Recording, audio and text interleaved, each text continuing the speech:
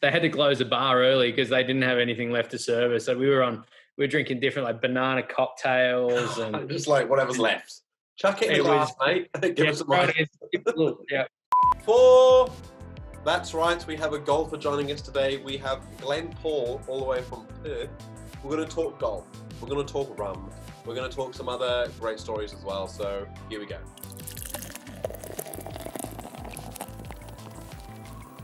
Hello.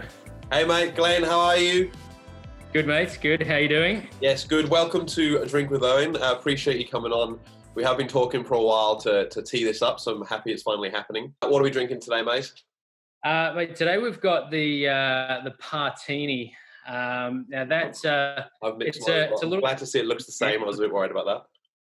Yeah, no, I think color wise we're looking all right. So the Par-tini, actually came across this one at the Fiji International a few years back. The Fiji Rum Co had a little corporate tent that we went into, and it's just a spice rum cocktail. Yeah, we'll give it a try. Nice and refreshing. Yeah. That's really good. Oh, good. So I've got what we'll do. We'll put in the post. We'll put the ingredients and how to make it. Yep. But I've got, I think, Sailor Jerry's I went for. Malibu, lemon juice, and ginger ale. Was that right? I hope that's right. Yeah, that's right. Yeah. I've got the Rebellion Bay purely because at the time when I got back from Fiji, the spice rum, I think it was the Ratu, wasn't actually available in Australia, and I forgot in my rush getting out of the country to actually pick some up duty free as well. So the Rebellion Bay I've got in mind today. It's not a bad little spice rum. Yeah, nice. It's actually really good. It's refreshing, like you said. I'm not really a big fan of coconut either, so I was a bit iffy when you said it had Malibu in there, but it's good. I definitely. Well, I've got a big bottle of each now, so I guess it'll be rude not to finish them off with this cocktail. Exactly. Let's get stuck into it. You are a golfer. Do you just want to let us know? I know I've got a lot of people, hopefully they're watching this, that play golf on the weekends. How does someone get into that as a professional, I guess? Like, what's the go there? Yeah, I mean, I've been playing for as long as I can remember. Started when I was about 6 years old. Dad had a club in my hand pretty much as soon as I could walk. So there's a couple of different ways that you can go about it. If you get your handicap low enough, you can go and do a traineeship with the PGA.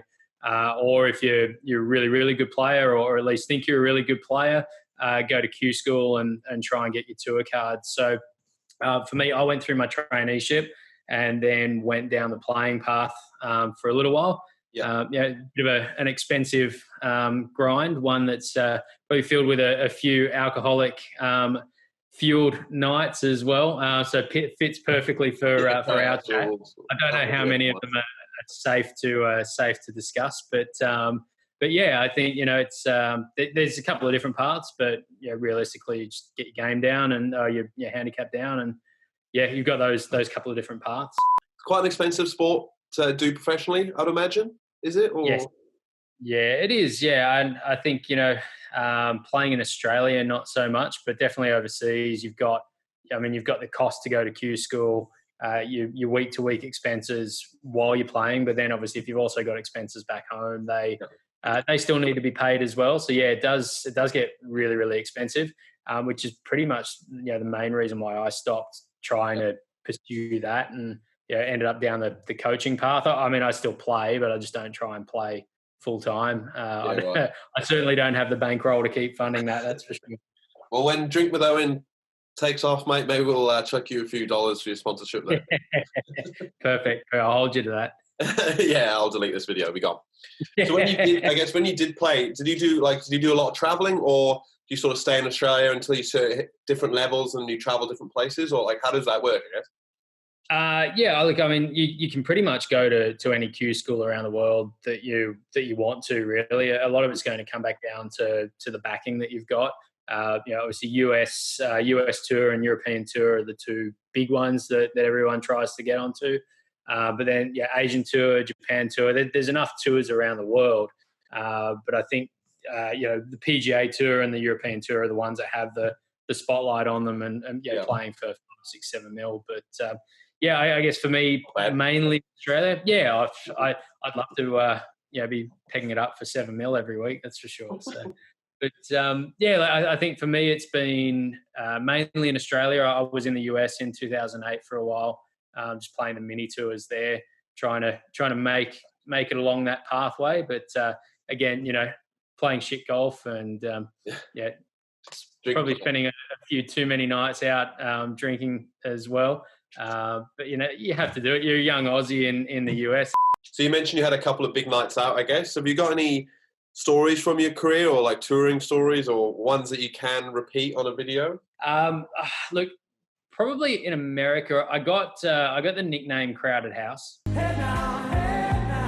when I was in the US, because every time I polished off a few too many Bud Lights and the live band would be playing, I'd start singing Crowded House, and trying to get them to play Crowded House, but none of them ever knew who Crowded House was. So yeah, I think the best result I got, one of the bands played I Come From a Land Down Under. So yeah, that's just sort of go. Every country's got one song that maybe everyone knows. What we have a home pro staff trip every year, and went along to the tournament, and lots of Vonus and Fiji bitter and the old Par-tinis. Yeah, and it was a.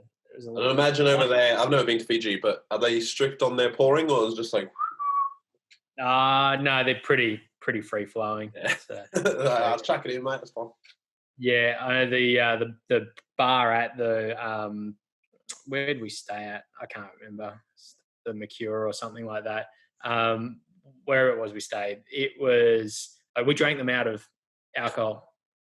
They had to close the bar early because they didn't have anything left to serve us. So we were drinking different banana cocktails and just like whatever's left. Chuck it in the glass, mate. Give us some money. Yeah, it was.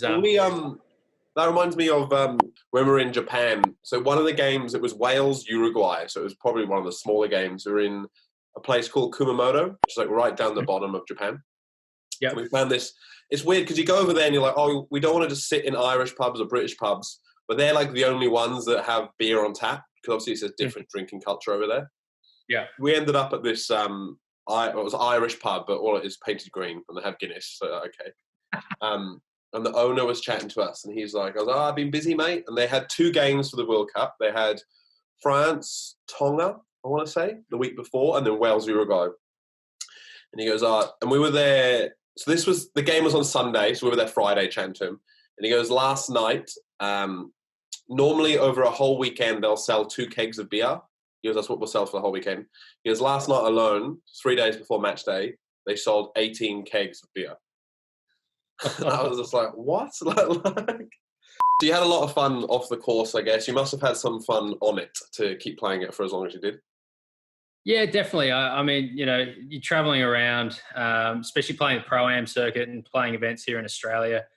You see weird and random corners of the country. I think Wagga Wagga and Dubbo were a couple of favourites on the swing in New South Wales, and over here in WA, we head up to Broome. We were up there last year for the Pro-Am. I took the wife and the little fella up there, so it wasn't a boozy boys week away for a tournament, but just seeing so many amazing places around the country and around the world. Got to spend a bit of time in the States, obviously, and it's good. It's not all glamorous. Playing on tour, you see probably more of the hotel and the airport lounge than you see the sights and the surrounds. But you still get to visit some pretty cool places. Yeah, for sure. As someone like from the outside, you look at different sports and like professionals and stuff. I would say golf would be up there as you're thinking about you're traveling around the world playing golf. Like in a nutshell, I know there's a lot more to it. For me, it's up there with like surfers. The people that they literally travel around the world, go to all these beautiful places and surf and get paid good money. It's just it seems like the dream. Right, so that was then. What are you up to these days, mates? How are you keeping yourself busy? Yeah, so I guess for me now, wearing a few different hats. So I'm coaching at a public golf course over here in WA, it's a Caramar golf course. So I've been doing that for about a little over 4 years now. And then for the last 12 months, I've also been working with the brand builders as well. So It's with Vicky Saunders and Charlotte Woods. So the three of us are working with sports organisations, individual athletes, government, corporate, all on personal brand. Yeah, right. With a pathway into however they kind of want to leverage that. So whether that's for brand exposure or sponsorship or career opportunities, there's so many different pathways that can kind of take you, but everything kind of comes back to that personal brand. So yeah, for sure. And that's interesting because obviously we've done something similar as well. Would you, I guess, say what you know now about your personal brand and that, would that change sort of how you might have done stuff when you were coming up through your golf career? Yeah, 100%.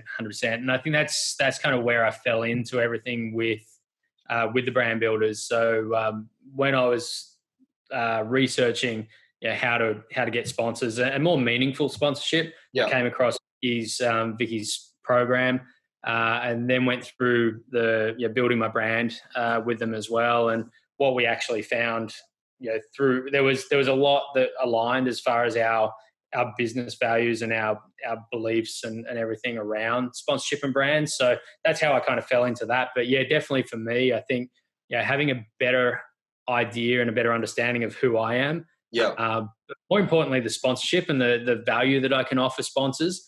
You go back 10 years and it was the gold, silver, bronze package, and I'll slap a logo on my shirt and on my bag and on my hat, and and that's going to cost you 10 grand. And you might put a couple of posts on social media, and that's about it. I think understanding that there's more value that you can actually provide.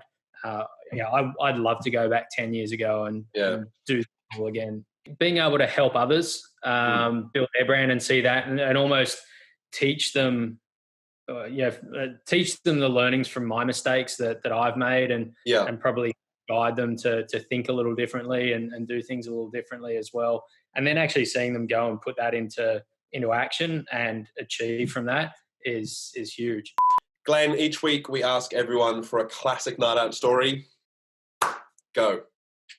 Yeah, there's probably a few over the years, especially traveling around playing golf. But I think one of the ones, without sort of putting it on me too much, especially with tequila, because if I drink tequila, I'm not responsible for anything that I do after that first shot of tequila. But still on shots, when we're in the US, it was one of the other golf pros' birthdays, and we're out at the bar, and said, all right, I'll go and order us a round of cocksucking cowboys, and go up to the bar. And said, definitely. Luckily, we weren't in Texas. That's but no. So we've so go up to the bar. Can I get 5 cocksucking cowboys? And she said, a cocksucking what? And I said, cocksucking cowboy. She said, cocksucking what? I said, cocksucking cowboy. And I've had to explain to her what it is. Go through. And I said, yeah. She goes, oh, you mean a buttery nipple? I said, a buttery what? And she goes, yeah, buttery nipple. I said, no, it's a cocksucking cowboy. And she goes, no, it's a buttery nipple. So what the fuck's a buttery nipple? So it was, just, that language barrier and, obviously learning. So, next time you're in the States and you want to cut a cocksucking cowboy outside of the state of Texas, just ask for a buttery nipple. We've got a question from our Instagram fans. We put it out there each week. This one's from Kayla. What type of drunk are you? Oh, Kayla. Good question. Really good question. And I think it depends a lot on what I'm drinking. I think I've just given myself a self-exclusion from tequila. It makes me do some silly things. Two things that come to mind on nights that I've had tequila. First one, I was out in King's Cross, which... Look, if you end up in King's Cross, you're having a big one. The night's going to end up somehow where it shouldn't. And I think I got to a point and I've gone, shit, I got to be at work the next morning. And I've just straight out of... there, mate. That's nothing worse than that. And you work at how many hours? Like, if I go home now, I can sleep for this long because I've got to be up to go to work. Yeah. And they so Sydney has a night rider bus, or not, I don't know now because with all that lockdown and stuff, but they had the night rider bus, which could drop me off straight out the front of the golf course. But it was too far gone. It was too far gone to get the night rider bus. And, to really show how classy I was back then, came straight out of Soho. It's with all the other underage people. I wasn't underage at the time, but walked straight into the middle of the road in front of a taxi and just went, stop. You're taking me home. It should be due any time. Oh, there it is. There's the bell. I thought it was due for the bell. That's the last drinks bell, of course, where you tell us a fun fact, a good story, anecdote. Let's go for it, mate. What have you got? I'm intrigued. Whoa, no pressure. Yeah, look, fun fact, anecdotes.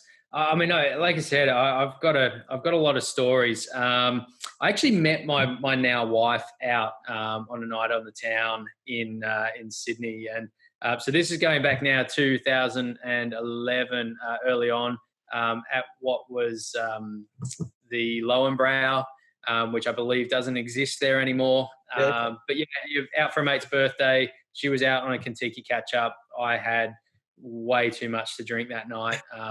No, it doesn't sound like you, mate. No, look, mate, honestly, the Facebook photo that pops up around that night that I met her probably looked like I was doing something else other than drinking, but I can assure you that I haven't. But yeah, look, I'd had a skinful. She tried to set me up with a friend and wasn't interested in a friend. I was interested in her. So harassed her the whole night until she agreed. Appropriately. Nothing bad harassment. Just No, just being a usual young drunk male pest, as you do when there's an attractive lady at the bar. And ended up we exchanged numbers and caught up again. And they moved over to Sydney. Not to Sydney, moved over to Perth. And it's been nine years now, and married and got a little fella and another one on the way. So it's all just sometimes being out and having a big night you might find love in life. You never know. We don't need Tinder. We don't need farmer wants a wife and all of those kind of things. Just go out and have a big night. Well, exactly. Thank you very much, Glenn. I really appreciate you coming on, and I'm not just saying this, but this drink is actually really nice, and I'm glad that I bought a big bottle of the rum and a big bottle of the Malibu, because now I can make it. It was cheaper than a pub. So thank you very much for joining me. It's been great. Owen, thank you, mate. Cheers. Cheers.